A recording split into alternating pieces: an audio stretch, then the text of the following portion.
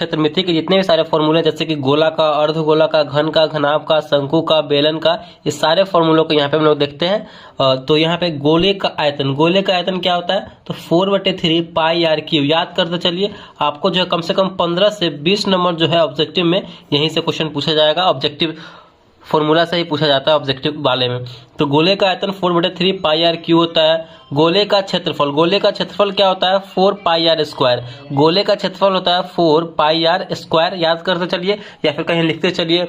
Next हमारा अर्धगोले का आयतन क्या होता है, 2/3 पाई आर क्यू। अर्धगोले का आयतन क्या होता है, 2/3 पाई आर क्यू होता है। नेक्स्ट हमारा अर्धगोले का वक्र पृष्ठीय क्षेत्रफल क्या होता है, 2 पाई आर स्क्वायर। अर्धगोले का संपूर्ण पृष्ठ का क्षेत्रफल क्या होता है, 3 पाई आर स्क्वायर। अर्धगोले का संपूर्ण पृष्ठ का क्षेत्रफल 3 पाई आर स्क्वायर होता है। गोलाकार छिलके का आयतन 4/3 पाई इंटू बड़ा आर क्यू माइनस छोटा आर क्यू। गोलाकार छिलके का आयतन 4/3 पाई इंटू बड़ा आर क्यू माइनस छोटा आर क्यू। याद करते चलिए, गोले का संपूर्ण पृष्ठ का क्षेत्रफल क्या होता है, 4 पाई आर स्क्वायर। ठीक। नेक्स्ट हमारा गोले की त्रिज्या क्या होता है, रूट अंडर संपूर्ण पृष्ठ बटे 4 पाई। गोले की त्रिज्या रूट अंडर संपूर्ण पृष्ठ का क्षेत्रफल बटे 4 पाई। गोले का व्यास निकालने के लिए हमें कौन सा फॉर्मूला लगाना होगा, रूट अंडर संपूर्ण पृष्ठ बटे पाई। ठीक, आगे देखते हैं यहाँ पे। अगला हमारा छिन्नक वाले में क्या है, छिन्नक का आयतन क्या होता है, 1/3 पाई एच इंटू बड़ा आर स्क्वायर प्लस छोटा आर स्क्वायर प्लस आर गुने आर, बड़ा आर गुने छोटा आर। ठीक। छिन्नक के तिर्यक ऊंचाई क्या होता है, रूट अंडर बड़ा आर माइनस छोटा आर का होल स्क्वायर होता है। अगला हमारा छिन्नक के वक्र पृष्ठ का क्षेत्रफल क्या होता है, पाई एल इंटू बड़ा आर प्लस छोटा आर। पाई एल इंटू बड़ा आर प्लस छोटा आर। छिन्नक के संपूर्ण पृष्ठ का क्षेत्रफल क्या होता है, तो छिन्नक के संपूर्ण पृष्ठ का क्षेत्रफल होता है पाई एल इंटू बड़ा आर प्लस छोटा R plus pi R square, यानी बड़ा आर स्क्वायर करेंगे फिर एक बार छोटा आर का स्क्वायर करेंगे। यहाँ पे हम लोग, ये हो जाएगा फॉर्मूला छिन्नक के संपूर्ण पृष्ठ का क्षेत्रफल। बाल्टी का पृष्ठ क्षेत्रफल क्या होगा, तो बाल्टी का पृष्ठीय क्षेत्रफल होगा पाई एल इंटू बड़ा आर प्लस छोटा R plus pi R square. तो ये फॉर्मूला आप लिखते चलिए या फिर याद करते चलिए, क्योंकि आपका एग्जाम बहुत नजदीक है। कल मैथ का पेपर है 14 फरवरी को। अब यहाँ पे हम लोग सांख्यिकी स्टैटिक्स से जो फॉर्मूला है वो देखते हैं यहाँ पे। तो हमारा वर्ग चिन्ह निकालने के लिए क्या होता है, माध्यम में जो वर्ग चिन्ह निकालते हैं तो उच्च सीमा प्लस निम्न सीमा बटे 2, ये फॉर्मूला करेंगे तो हमारा वर्ग चिन्ह निकलता है उच्च सीमा प्लस निम्न सीमा बटे 2। परिसर निकालने के लिए कौन सा फॉर्मूला करना होता है, उच्चतम मान माइनस निम्नतम मान, यानी जो सबसे बड़ा मान होगा उसमें से हमें छोटे मान को घटा देंगे तो हमारा परिसर यहाँ से निकल के आ जाएगा। माध्य निकालने के लिए आप कौन सा फॉर्मूले का यूज करते हैं, सभी प्रेक्षणों का योग बटे प्रेक्षणों की कुल संख्या। जो संख्या दिया हुआ सबको योग कर लेंगे और बटे में कितना संख्या है वो हम भाग कर देंगे तो यहाँ पे माध्य हमारा निकल के आ जाएगा। माध्य फिर निकालने के लिए जो प्रत्यक्ष रीति होता है वो, उसका फॉर्मूला क्या होता है, सिग्मा एफ एक्स बटे सिग्मा एफ। माध्य निकालने के लिए प्रत्यक्ष रीति से सिग्मा एफ एक्स बटे सिग्मा एफ होता है। नेक्स्ट है हमारा फिर माध्य निकालने के लिए लघु रीति से ए प्लस सिग्मा एफ डी बटे सिग्मा एफ, ए प्लस सिग्मा एफ डी बटे सिग्मा एफ लघु रीति से निकालने के लिए। ठीक। और आपको बोला जाए पद विचलन विधि से निकालने के लिए, तो माध्य पद विचलन विधि से निकालने के लिए कौन सा फॉर्मूला यूज करेंगे, तो A plus sigma F D dash बटे सिग्मा एफ गुने आई, ये पद विचलन विधि से निकालने के लिए फॉर्मूला है। और आगे देखते हैं फॉर्मूला हम। नेक्स्ट है हमारा वृत्त का व्यास का फॉर्मूला क्या होता है, 2 गुने त्रिज्या। वृत्त का व्यास निकालने के त्रिज्या में 2 से गुना करेंगे यानी 2 गुने आर, तो हमारा वृत्त का व्यास निकल के आ जाएगा। वृत्त की त्रिज्या निकालने के लिए व्यास बटे 2, देखिए त्रिज्या निकालने के लिए व्यास में 2 से भाग देंगे तो त्रिज्या निकल जाएगा और व्यास निकालने के त्रिज्या में 2 से गुना करेंगे तो यहाँ पे व्यास निकल जाएगा। नेक्स्ट है हमारा वृत्त की परिधि निकालने के लिए 2 पाई आर करेंगे। ये फॉर्मूला होता है 2 पाई आर।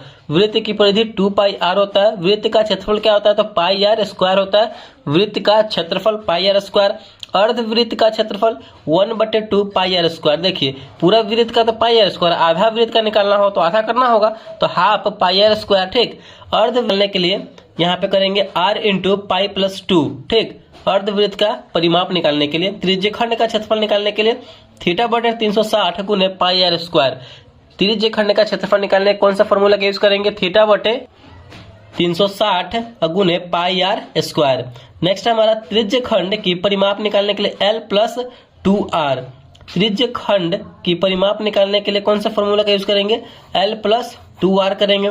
चाप की लंबाई निकालने के लिए पाई आर थीटा बटे 180 डिग्री। ठीक, चाप की लंबाई निकालने के लिए पाई आर थीटा बटे 180 डिग्री करेंगे तो हमारा यहाँ पे चाप की लंबाई निकल के आ जाएगा।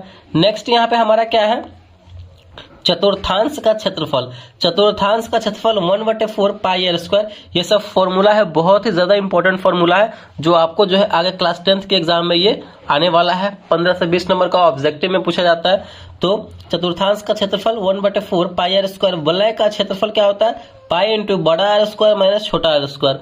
वलय का क्षेत्रफल निकालने के लिए पाई इंटू बड़ा आर स्क्वायर माइनस छोटा आर स्क्वायर। संगत दीर्घवृत्त खंड का क्षेत्रफल इक्वल टू वृत्त का क्षेत्रफल माइनस त्रिज्य खंड का क्षेत्रफल। ये निकालने के लिए हम वृत्त के क्षेत्रफल में से त्रिज्य खंड का क्षेत्रफल घटाएंगे तो हमारा यहाँ पे संगत दीर्घवृत्त का खंड का क्षेत्रफल निकल के आ जाएगा। वृत्त खंड का क्षेत्रफल क्या होता है, बड़ा पाई थीटा बटे 360 माइनस 1/2 साइन थीटा। ठीक, वृत्त की त्रिज्या रूट अंडर क्षेत्रफल बटे पाई। वृत्त की त्रिज्या निकालने के लिए रूट अंडर क्षेत्रफल बटे पाई करेंगे तो निकल के आ जाएगा।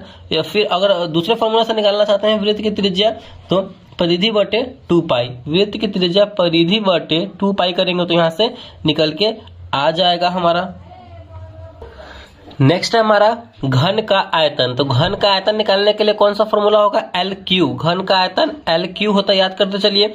घन का किनार निकालने के लिए, घन का जो किनारा होता है वो निकालने के लिए 3 इंटू रूट अंडर आयतन। घन का किनारा निकालने के लिए 3 इंटू रूट अंडर आयतन करेंगे। घन की वक्र पृष्ठ का क्षेत्रफल निकालने के लिए 4L स्क्वायर होता है। घन का वक्र पृष्ठ का क्षेत्रफल निकालने के लिए क्या फॉर्मूला होता है, तो 4L स्क्वायर। घन के कुल पृष्ठ का क्षेत्रफल निकालने के लिए 6L स्क्वायर। घन के कुल पृष्ठ का क्षेत्रफल निकालने के लिए 6L स्क्वायर होता है हमारा। घन के विकर्ण क्या होता है, तो रूट अंडर 3L। घन का विकर्ण रूट अंडर 3L होता है। घन के किनारा जो निकालने के लिए उसका फॉर्मूला क्या होगा, तो विकर्ण बटे रूट अंडर 3। घन का किनारा विकर्ण बटे रूट अंडर 3। ये सारे फॉर्मूला जो है एक जगह मैंने आपको कराया है, यहाँ पे आप अच्छे तरीके से देखते चलिए क्योंकि सारे फॉर्मूला एक जगह कराना मतलब बहुत ही कम ऐसा करते हैं लोग।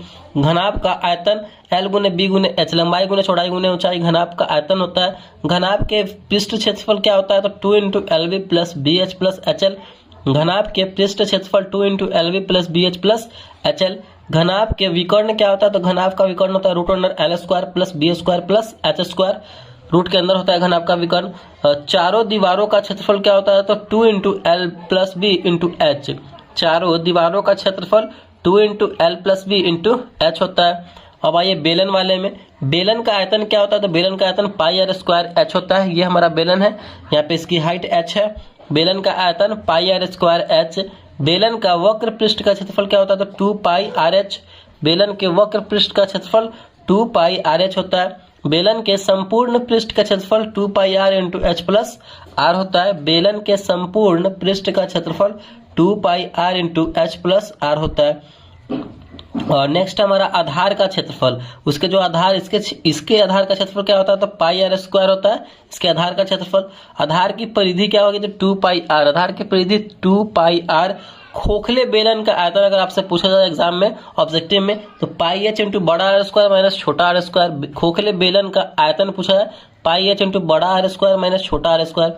खोखले बेलन के संपूर्ण पृष्ठ का क्षेत्रफल क्या होता है, 2 पाई इंटू बड़ा आर प्लस छोटा आर इंटू एच प्लस बड़ा आर माइनस छोटा आर। ठीक,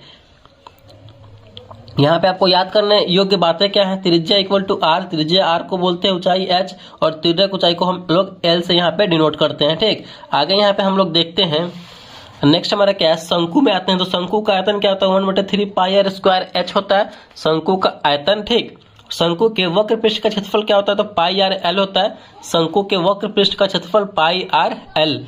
शंकु के संपूर्ण पृष्ठ का क्षेत्रफल क्या होता है, तो pi R into L plus R. शंकु के संपूर्ण पृष्ठ का क्षेत्रफल pi R into L plus R. याद करते चलिए अपने मन में। शंकु के छिन्नक का वक्र पृष्ठीय क्षेत्रफल क्या होता है, तो pi into R1 plus R2 into L. ठीक, तो यहाँ पे मैंने आपको सारे फॉर्मूले जो हैं डिस्कस करा दिए हैं, अच्छे तरीके से आप याद कर लीजिए या फिर कहीं लिख लीजिए।